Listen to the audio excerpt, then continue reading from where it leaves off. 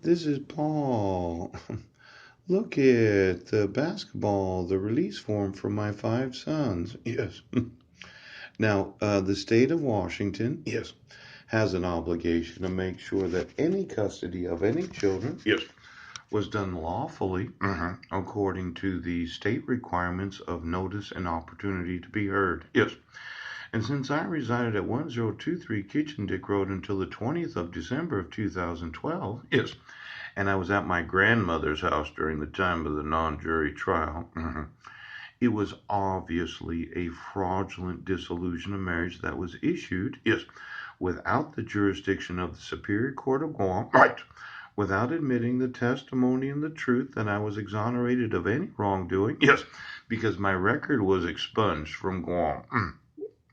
Now, risk management pool, yes, basketball guidelines, yes.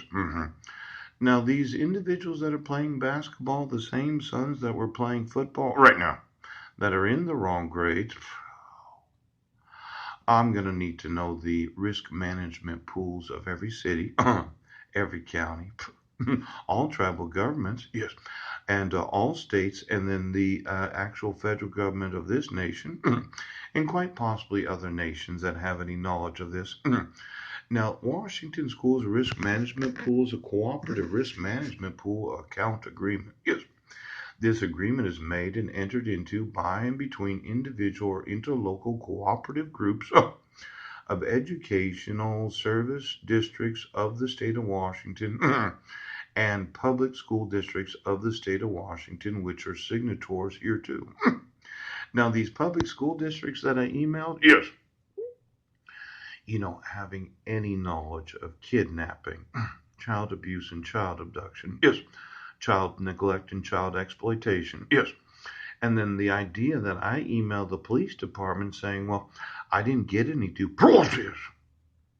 I'm going to want all the money in the risk management pools of every form of government of the United States.